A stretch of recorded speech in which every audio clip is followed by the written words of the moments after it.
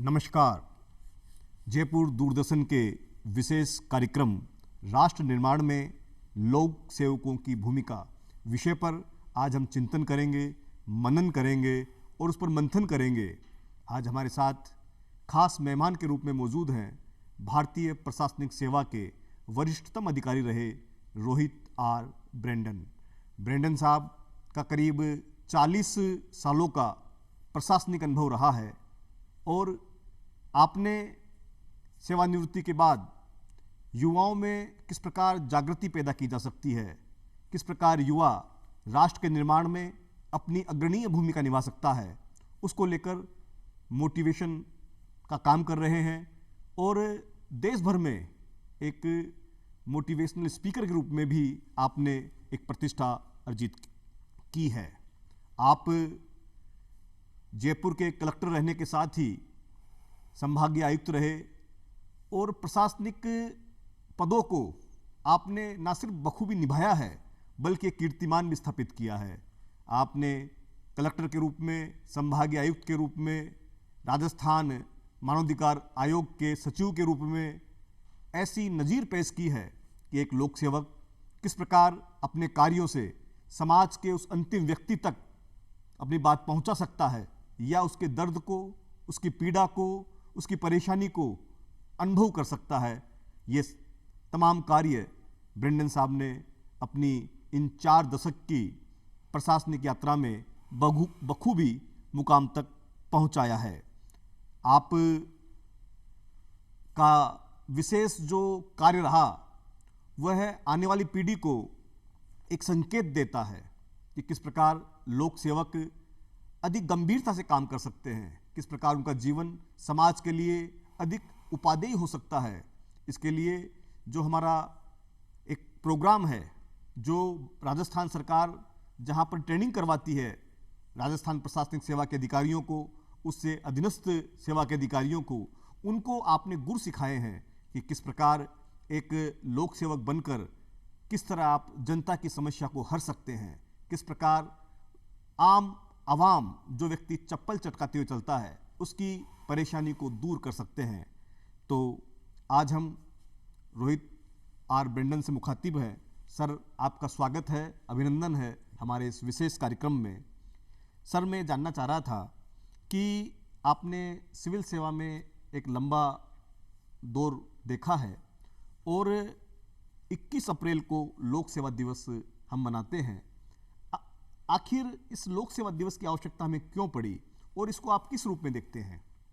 देखिए, civil services का कोई नया अध्याय नहीं है, ये बड़ा पुराना एक इतिहास है। 19वीं शताब्दी से लेकर फिर 20वीं शताब्दी में और अब हम एक डिजिटल इंडिया में एक 21वीं शताब्दी में सिविल सर्विसेज की बात करते हैं। नेताजी ने भी सिविल सर्विस का एग्ज़ाम दिखा था जी, लेकिन उन्होंने उसको ग्रहण नहीं किया क्योंकि वो सिविल सर्विसेज से भी आगे जाके देश सेवा करना चाहते थे। लेकिन सिविल सर्विसेज भी एक बहुत बड़ा माध्यम है। इसकी पृष्ठभूमि देखें तो आज़ादी के पहले से भी और आज़ादी के बाद भी हमने एक फेडरल सिस्टम में एक एकीकरण का जो एक एकीकृत देश निर्माण का जो एक बहुत संवैधानिक महत्व का काम है वो सिविल सर्विसेज करती हैं जी, देश को एक प्रशासनिक ढांचे में बांधना जी।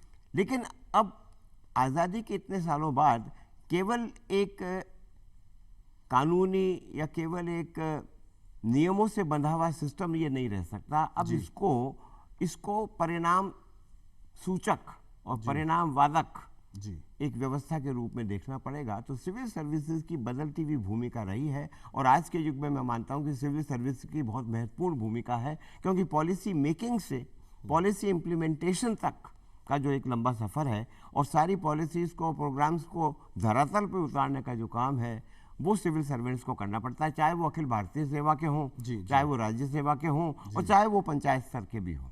बिल्कुल बिल्कुल।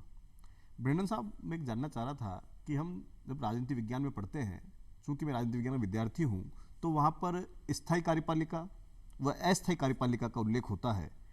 हमारे बहुत से दर्शक ऐसे हैं जो सिविल सर्विसेज की तैयारी करते हैं और हमारे इस खास कार्यक्रम का उन्हें बड़ी बेसब्री से इंतजार रहता है। तो सब इस पे आप फोकस डालिए कि इन दोनों में क्या अंतर है और आप इसको आज किस रूप में देखते हैं? एग्जैक्टली पार्लियामेंट्री डेमोक्रेसी का जो सिस्टम है, जो हमने ग्रेट ब्रिटेन से लिया और फिर इंडिया में अपना ही उसको परिभाषित किया गया, हम ये देखते हैं कि एक डेमोक्रेटिक सोसाइटी में या डेमोक्रेटिक पॉलिटिकल सिस्टम में हमारे इलेक्टेड रिप्रेजेंटेटिव्स होते हैं, क्योंकि सेपरेशन ऑफ पावर्स की दृष्टि से जुडिशरी और फिर एग्जीक्यूटिव यानी कार्यपालिका और फिर विधान परिषद और विधान पार्लियामेंट, तो ये 3 ऑर्गन्स ऑफ द गवर्नमेंट हैं। इसमें जो एग्जीक्यूटिव है वो 2 प्रकार के हैं जैसे आपने बताया, लेकिन जो इलेक्टेड रिप्रेजेंटेटिव है चाहे उसका कार्यकाल मात्र 5 साल हो, जी जी, लेकिन उसका जो दायित्व है वो दिन प्रतिदिन वाला दायित्व है। हर 5 साल में उसको एक इम्तिहान से गुजरना पड़ता है और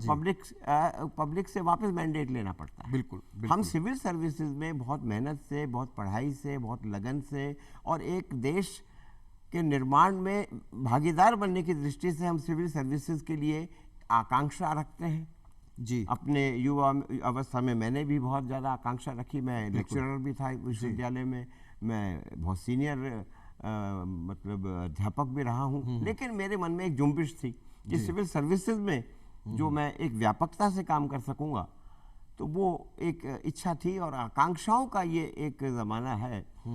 तो संविधान ने हमको दिया है संवैधानिक दर्जा जी। 30 साल या 35 साल का हमारा कार्य अवधि होती है, एक बार का इम्तिहान होता है, उसके बाद हमारे प्रमोशंस होते हैं, लेकिन हमारी भी साल दर साल मूल्यांकन पद्धति रही है और अप्रेजल सिस्टम में बहुत तेजी से बदलाव हुआ है। अब पुराना अप्रेजल सिस्टम नहीं है कि आपने अपने बॉस को खुश कर दिया तो सब कुछ ठीक चलेगा। अब आपको पब्लिक सेटिस्फैक्शन का भी ध्यान करना पड़ेगा, तो अप्रेजल नीचे से भी होगा और ऊपर से भी होगा, और आपको गवर्नमेंट सिस्टम में भी और पब्लिक सिस्टम में, इसलिए इसको कहा जाता है पब्लिक सर्वेंट। जी जी, बिल्कुल। तो भले ही वो एक टेम्पररी एग्जीक्यूटिव जो है वो 5 साल के लिए हमारे लीडर्स आते हों और हम एक परमानेंट एग्जीक्यूटिव हो, लेकिन परमानेंट एग्जीक्यूटिव का जिम्मेदारी और बढ़ जाती है और उसकी अकाउंटेबिलिटी और बढ़ जाती है, क्योंकि आपका एक लंबा कार्यकाल है। जी जी। और उस कार्यकाल में भले ही आप अलग अलग दायित्व निभाएं, कभी इस विभाग में, कभी उस प्रतिष्ठान में या कभी किसी जगह, लेकिन देश में और विदेश में, लेकिन फिर भी मैं ये मान के चलता हूं कि भले ही उनकी 5 साल में एक बार उसका इम्तिहान होता है, हमारा भी साल दर साल मूल्यांकन होता है और हमको भी 24/7 आज के डिजिटल युग में अपने आप को तैयार रखना चाहिए और तैयार रखना पड़ता है। अब व्हाट्सएप के ज़माने में या सोशल मीडिया के ज़माने में आप रात में बंद करके नहीं सो सकते, कोई 12 बजे भी आपके पास कॉल आ सकती है और कभी भी कोई काम आ सकता है, और आपको प्रोएक्टिव तरीके से, जिससे पहले आपके पास कॉल आए और कोई आपसे पूछे, आपके पास वो जानकारी होनी चाहिए और आप उस एक्शन मोड में आपको आ जाना चाहिए। बिल्कुल बिल्कुल। तो अब हमारे टाइम में जो ये आ गया था, मोबाइल फोन भी आ गया था, स्मार्टफोन भी आ गया था, लेकिन डिजिटल इंडिया में और डिजिटल दुनिया में अब हमें 24/7 तैयार रहना पड़ेगा। तो जो भी सिविल सर्विसेज में चाहते हैं आना, और आना चाहिए, क्योंकि ये एक बहुत बड़ा प्लेटफॉर्म है काम करने का, but you should be very energetic, very optimistic, very enthusiastic and also ready to work 24/7। ये बिल्कुल सही कहा आपने सर कि जो एक ब्यूरोक्रेट होता है वो पूरी तन्मयता से काम करता है और उसकी जवाबदेहिता इतनी मजबूत होती है कि समाज को दिखाई पड़ती है। अब मैं जानना चाह रहा था सर आपसे कि आपने एक शिक्षक के रूप में अपने जीवन की यात्रा शुरू की, बाद में आप भारतीय प्रशासनिक सेवा में चुने गए, अहम पदों पे रहे, तो मैं एक आम आवाम में सवाल रहता है कि जो जिला कलेक्टर होता है उसकी उम्र 23, 24, 25 साल की होती है और पूरा जिला होता है, तो उस कानून व्यवस्था को अपने ऑफिस में बैठकर कैसे हैंडल करता है? मैं जानता हूं इस बात को कि एक कलेक्ट्रेट में करीब 15 से 17 तहसील होती है और मॉनिटरिंग उसका पूरा हैंडल कलेक्टर साहब करते हैं, तो ये कैसे संभव हो पाता है? इसकी ट्रेनिंग किस प्रकार की होती है? क्योंकि यह सवाल ऐसा है जिसको बहुत से लोग करते हैं और जानना चाहते हैं। बहुत बढ़िया सवाल आपने पूछा। बदलती परिस्थितियों में और बदलते अलग अलग स्थानों पर और अलग अलग प्रकार के युवा कलेक्टर अपनी अपनी भूमिका निभाते हैं। हाँ। इसका कोई एक वन साइज फिट ऑल, यानी एक कोई मंत्र या एक कोई इसका कोई जादुई कोई टोटका नहीं है। हर एक आदमी को अपने स्वयं अनुभव पर भी और नवाचार में भी और अपने कार्य के दृष्टिकोण से भी उसको बनाना पड़ता है। मेरा जो सिस्टम था उसमें 3 बातें बड़ी प्रमुख थीं। मेरे संभाग में जैसे 7 जिले थे, एक बहुत व्यापक था उस समय, भरतपुर जिला अलग नहीं था, सब हमारे पास ही था। जयपुर और जिला कलेक्टर सिरोही में भी माउंट आबू एक बहुत ही महत्वपूर्ण जगह थी, जहाँ पर्यटन भी था और बहुत ज़्यादा लोगों का वीआईपी प्रोटोकॉल का, वीआईपी का भी उसमें था, और फिर बहुत बड़ा आदिवासी इलाका भी था। तो मेरे पास 3 प्रकार के मैंने तरीके अपनाए थे। उस समय जब मैं कलेक्टर था तब स्मार्टफोन का ज़माना नहीं था, लेकिन डिविजनल कमिश्नर के नाते मेरे पास सारे संसाधन थे, कंप्यूटर भी था, लैपटॉप भी था, स्मार्टफोन भी था। तो उस समय के जो ट्रंक कॉल से हम लोगों से बात करते, तब से लेके हमारे हाथ में स्मार्टफोन आ गया, वो पूरा मैंने इतिहास देखा है। इसके साक्षी रहे हैं आप। 3 जो महत्वपूर्ण बातें थी, उनमें एक बात ये थी कि आपको हमेशा सूचना तंत्र से जुड़ना पड़ेगा, आपके पास इंफॉर्मेशन लगातार आनी चाहिए, चाहे वो किसी भी कोने से आए, किसी भी सोर्स से आए, तो you should be well informed. एक तो ये वो इंफॉर्मेशन का एक अजीब ताना बाना है जो हर जगह से आएगी। Number 2, based on information you should be proactive. आपको कहने से पहले कार्य करने की आपकी दक्षता और क्षमता और एक अजीब इच्छा शक्ति होनी चाहिए कि कोई मुझे कहे कि आप वहां जाइए, वहां पे कुछ होने वाला है, यानी जैसे बरसात का मौसम आ गया तो फ्लडिंग होने वाली है, या कहीं पे कोई समुदाय विशेष या किसी जगह कोई गड़बड़ है या कोई तनाव है तो कुछ होने वाला है, या इस यूनिवर्सिटी कैंपस में भी कुछ घटना होने वाली, तो उसका आभास आपको हो जाए, तो एंटिसिपेशन एंड प्रोएक्शन। तो उसमें क्या होता है कि सेकंड पॉइंट ये था कि उसके पहले आप उसको भांप लें, और कोई आपको कहे और तब आप काम करें, उसके स्थान पे आप में एक एडमिनिस्ट्रेटिव लीडरशिप हो, तो आप स्थिति को भांप के पहले ही एक्शन ले लें। तो प्रिवेंशन एंड प्रिवेंटिव एक्शन। और तीसरा मेरा सबसे इंपॉर्टेंट ये था कि अपने दरवाजे खुले रखना, छोटे आदमी के लिए, बड़े आदमी के लिए, गरीब के लिए, अमीर के लिए, किसी प्रकार का भेदभाव नहीं करना। My doors are open. आप घर पे मिल सकते हैं, आप दफ्तर में मिल सकते हैं, मेरा कोई समय नहीं है, क्योंकि मैं 3 साल 2 साल के लिए कलेक्टर हूं, ये पूरा समय समर्पित है। जब थक जाऊंगा तो मैं कोई दूसरी ऐसी पोस्टिंग ले लूंगा जिसमें आराम मिल जाए, लेकिन ये कोई आराम करने का समय नहीं है और घूमने घामने का समय नहीं है, ये काम करने का समय। तो संभागीय आयुक्त हो, कलेक्टर हो, सब डिविजनल मैजिस्ट्रेट हो, फील्ड पोस्टिंग्स जहाँ जहाँ हैं, और हमने बॉर्डर एरिया डेवलपमेंट प्रोग्राम भी देखे, हमने डेजर्ट एरिया प्रोग्राम भी देखे।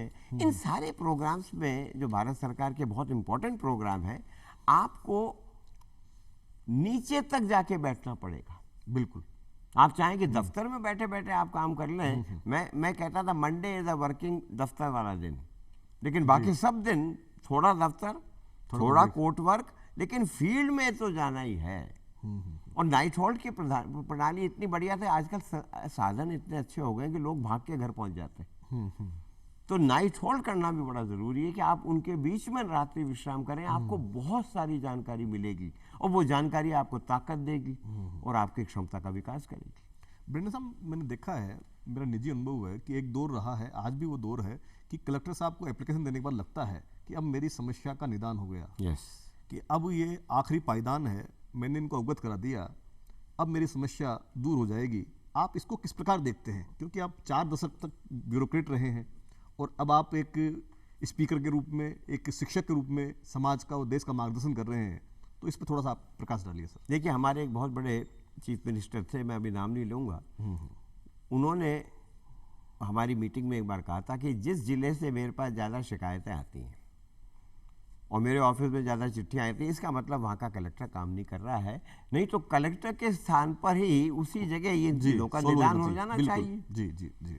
आप अगर ये सोचते हैं कि किसी जिले से बहुत सारा ट्रैफिक आ रहा है, बहुत चिट्ठियाँ आ रही हैं, बहुत, तो कोई बहुत बढ़िया काम हो रहा होगा, ये सही नहीं। तो मैं ये मानता था, और एक हमारी दूसरी चीफ मिनिस्टर थी जिन्होंने सबके टेबल पे ये लिखवा दिया था, द बक स्टॉप्स हियर, यानी ये आखिरी पड़ाव है, समस्या का आखिरी पड़ाव आपका। और वो जो एक आपके सामने आया है, चाहे वो किसान हो और चाहे वो कोई स्टूडेंट हो, चाहे वो कोई एप्लीकेंट हो, वो ये उम्मीद से आया कि नीचे मेरी सुनवाई नहीं हुई और यहाँ मेरा काम हो जाएगा। तो मैं जब डिविजनल कमिश्नर था, यहाँ पे एक जगह है रामगढ़, जी जी, उसके कुछ गाँव के बड़े बड़े बुजुर्ग लोग और बहुत सारे दुखी लोग वो आए जी। उनका साहब ये हुआ, हमारा ये हुआ, हमारा ये हुआ, हम पटवारी के पास गए, तहसीलदार के पास गए, सब डिविजनल ऑफिसर के पास गए।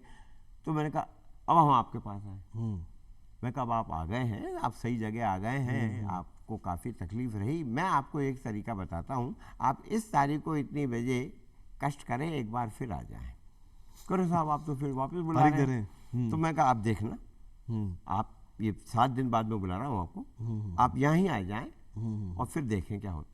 और 7 दिन का टाइम देके मैंने क्या किया, उन सारे अमले को, वो पटवारी और तहसीलदार है, जिन्होंने सुनवाई नहीं करी थी, वो सब यहाँ बैठे हुए थे और ये पब्लिक के लोग यहाँ थे। और मैंने कहा ये आमने सामने बात होगी, अब ये भी आई है, आप भी आई हैं, बिल्कुल बिल्कुल, क्या करना है जी। और जिन्होंने वो काम समय पर पूरा नहीं कराया वो बेहद शर्मिंदा थे।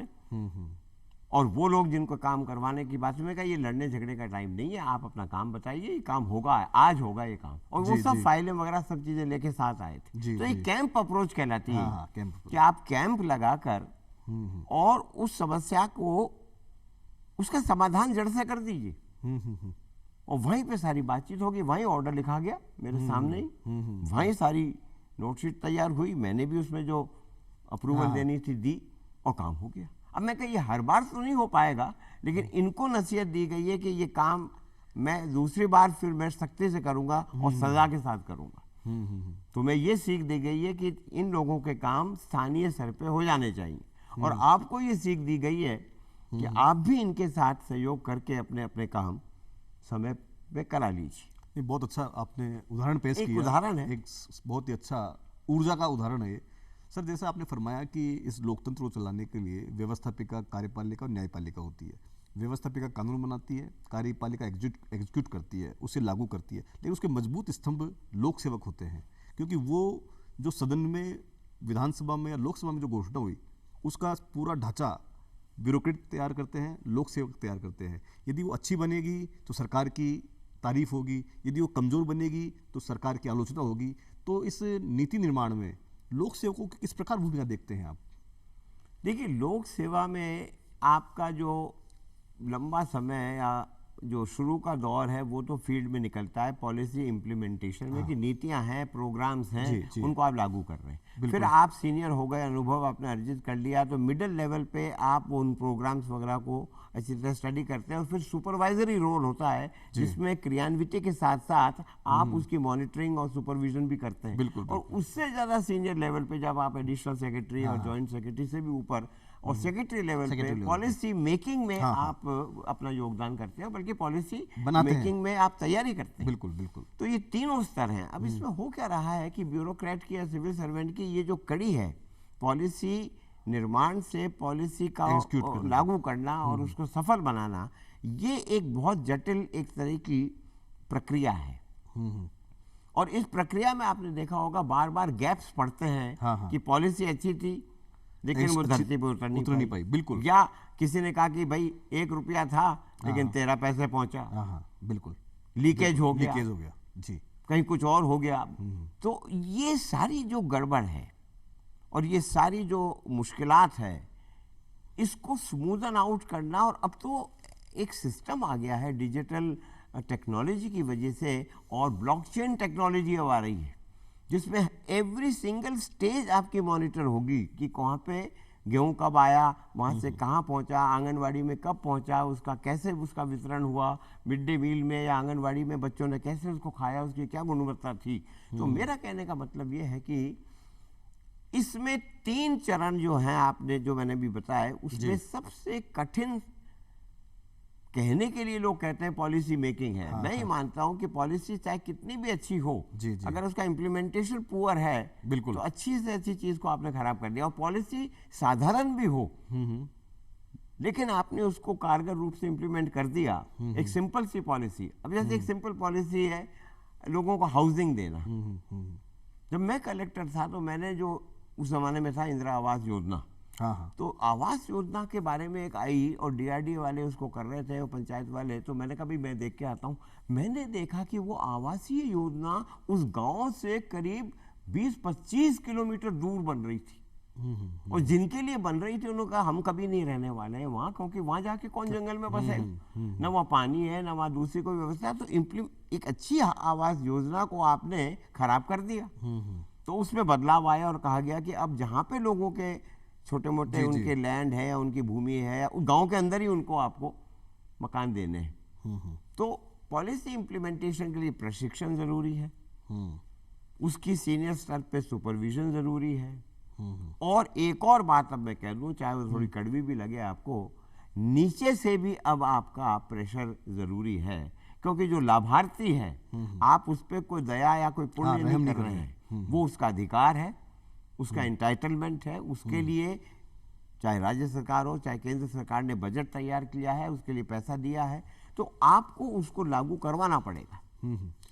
सर, जैसा कि आपने बताया कि लोक सेवकों का महत्वपूर्ण योगदान है, तो मैं जानना चाह रहा था आपसे कि आप ओटीएस के महानिदेशक रहे, वहाँ पर हमारे जो नए लोक सेवक आते हैं उनको आप ट्रेनिंग देते हैं, तो क्या आपको लगता है कि और ट्रेनिंग दी जानी चाहिए, टाइम टू टाइम ट्रेनिंग दी जानी चाहिए, हर स्तर पे ट्रेनिंग दी जानी चाहिए, ताकि उनका जो एग्जीक्यूशन है वो बेहतर हो सके? जैसा आपने फरमाया अभी कि नीचे के स्तर पर गड़बड़ है, क्योंकि नीतियाँ वो सुंदर बनती है, अच्छी बनती है, आम आवाम के लिए बनती है, लेकिन वो क्रियान्वित नहीं हो पाती।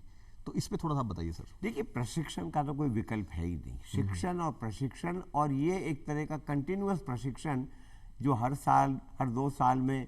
लेकिन प्रशिक्षण की अभी जो मैंने एक अध्ययन किया वो केवल एक कागजी प्रशिक्षण या एक अनिवार्य प्रशिक्षण या एक ऐसा प्रशिक्षण जो लेक्चर मेथड से केवल आपको कुछ जानकारियां दी जा रही है, वो नहीं हो सकता। आपको प्रशिक्षण को कारगर बनाने के लिए उसको प्रमोशन से, उसको परिणाम वाचक बनाना पड़ेगा, इन द सेंस कि प्रशिक्षण नहीं तो प्रमोशन नहीं, प्रशिक्षण नहीं तो वेतन वृद्धि नहीं।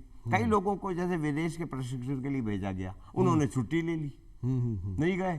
तो अब नियम ये होना चाहिए कि प्रशिक्षण पे अगर आप नहीं गए तो आपको अपनी सेवा के जो दूसरे वित्तीय लाभ और दूसरे लाभ मिलते हैं वो रोक दिए जाएंगे। बिल्कुल बिल्कुल। तो प्रशिक्षण की अनिवार्यता भी हो और प्रशिक्षण व्यवहारिक भी हो, और प्रशिक्षण केवल किसी बंद कमरे में नहीं हो, कमरे में भी हो और कमरे के बाहर भी हो।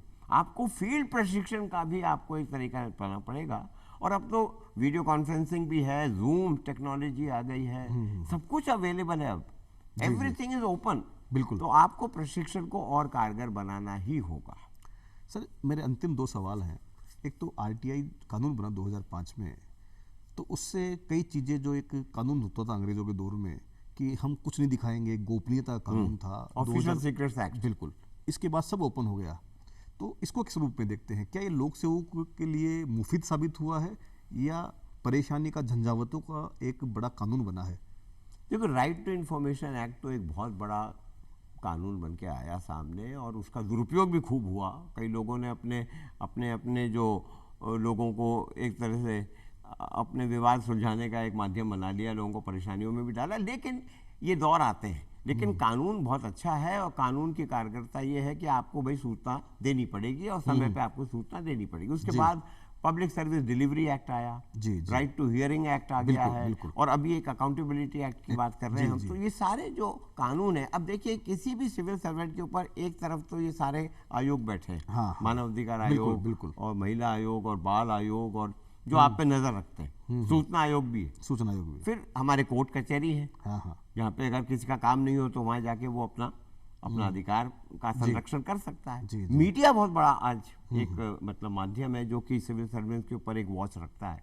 और अकाउंटेबिलिटी की दृष्टि से ये जो कानून आपने बताया, तो सिविल सर्वेंट को ये आभास क्या, एक अनिवार्य उसकी काम का ये जिम्मेदारी होनी चाहिए कि कोई मुझसे पूछे, कोई आयोग या कोई कोर्ट कचहरी या कोई मीडिया मेरे से सवाल करे, उसके पहले मैं खुद इस काम को अंजाम कर दूं। जी, आप ब्रेंडन साहब आज हमारे स्टूडियो में आए और आपने ऐसी बातें बताई जो आज के आम आवाम को जानकारी होनी चाहिए। ऐसे महत्वपूर्ण पक्षों से पर आपने चर्चा की, और अनेक बिंदु जो समाज के सामने अनछुए हैं उनको स्पर्श करने का प्रयास किया। आपका बहुत बहुत आभार और अभिनंदन कि आपने अपने अमूल्य समय में से, और जो आपने अपनी 4 दशक की यात्रा में सीखा है, उसका जो निचोड़ है, जो उसका रस है उससे हम सबको अवगत कराया, हमारे दर्शक इससे लाभान्वित होंगे। आपका बहुत बहुत आभार और अभिनंदन। धन्यवाद।